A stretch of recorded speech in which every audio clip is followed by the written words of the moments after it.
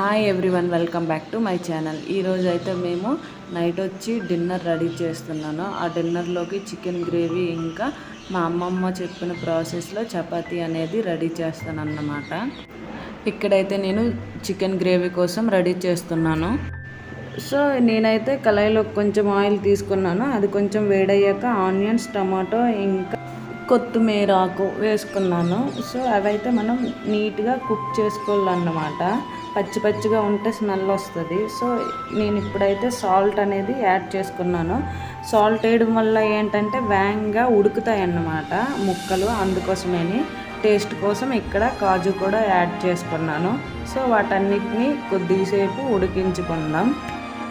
ఇక్కడైతే మనం chicken ready చేసుకుందాం. ఫస్ట్ నీట్గా చికెన్ని క్లీన్ చేసుకొని దాంట్లోకి పసుపు, కారం, సాల్ట్, మసాలా, పెరుగు, అల్లం వెల్లుల్లి పేస్ట్, ఆనియన్స్, పుదీనా, కొత్తిమీర ఇవన్నీ యాడ్ చేసుకొని కొంచెం ఆయిల్ వేసుకొని బాగా మిక్స్ చేసుకోవాలి. ఇప్పుడైతే మనం చికెన్ గ్రేవీ కోసం ఫస్ట్ ఉడికించుకున్న ఆనియన్స్, టమాటా పేస్ట్ని అయితే ఇప్పుడు నేను ఒక గిన్నెలోకి తీసుకుంటున్నాను. సో అదైతే కొంచెం చల్లగా అయ్యేంత వరకు ఒక సైడ్కి పెట్టుకొని ఈలోగా మనం చపాతీ కోసం పిండిని రెడీ చేసుకుందాం. మనం తీసుకున్న చపాతీ పిండిలోకి ఒక 2 బనానాలని చిన్న చిన్న ముక్కలుగా చేసుకొని వేసుకోవాలన్నమాట. వేసుకున్నాక టేస్ట్కి తగ్గట్టు సాల్ట్ యాడ్ చేసుకొని ఇంకా పాలుని వేసుకోవాలన్నమాట. వేసుకున్నాక కొంచెం ఆయిల్ని యాడ్ చేసుకోవడం వల్ల పిండి అనేది మన చేతులకు అంటుకోదు. ఇలాగ పిండి మనం ఒత్తుతున్నప్పుడు చేతులకు అంటుకుంటే చిరాకుగా ఉంటుంది అన్నమాట.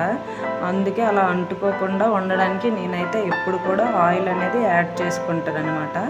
ఇవన్నీ యాడ్ చేసుకున్నాక మంచిగా మిక్స్ చేసుకోవాలి పిండిని అనేది.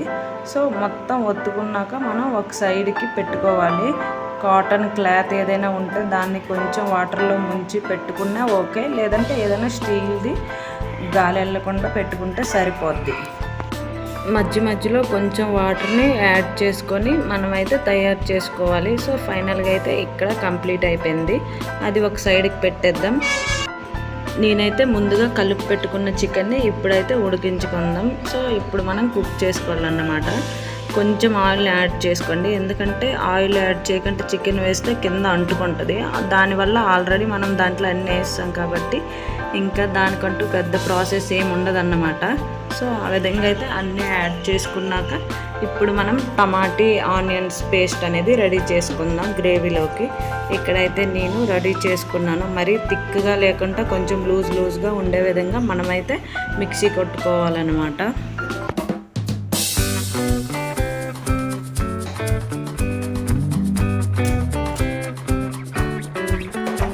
ఈ వేసవి కాలంలో అయితే అస్సలు కిచెన్లో ఉండలేము, అంత ఎండలు అన్నమాట.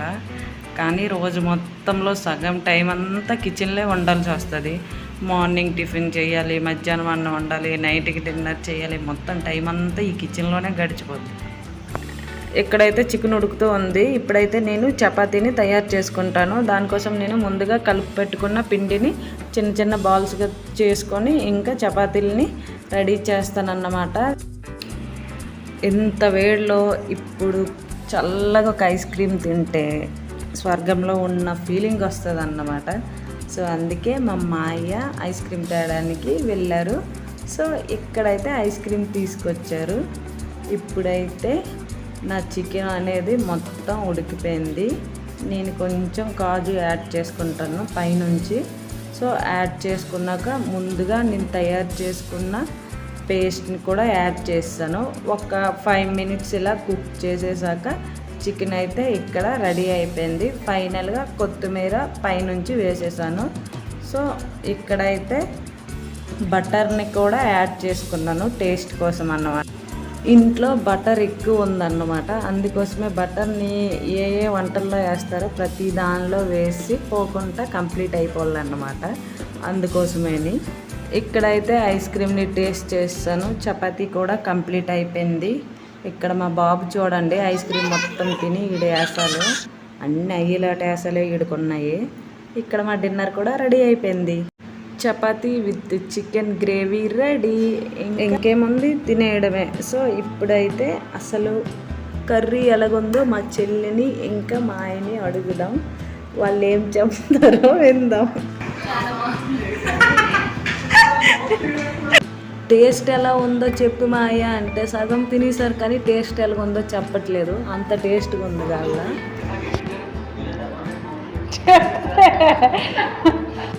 సో ఫైనల్గా అయితే పాయసం చేయమన్నారు. సో ఇక్కడైతే కొద్ది పాయసం రెడీ చేస్తాను. ఇంకా మా డిన్నర్ అయితే ఇక్కడతో కంప్లీట్ అయిపోయింది. ప్రియాన్స్ వచ్చి పాలు తాగిస్తున్నాడు. ఇంకా సో మేమైతే పడుకునేటప్పటికి ఇక్కడ చూడండి 12:30 అయ్యింది. వాళ్ళు ఇంకా ఆడుతున్నారు. మనకు నిద్ర వచ్చినా వాళ్ళకి రాదన్నమాట. వాళ్ళు రాత్రంతైనా ఆడుకొని అలాగే ఉంటారు. Thank you for watching my video. Subscribe, like.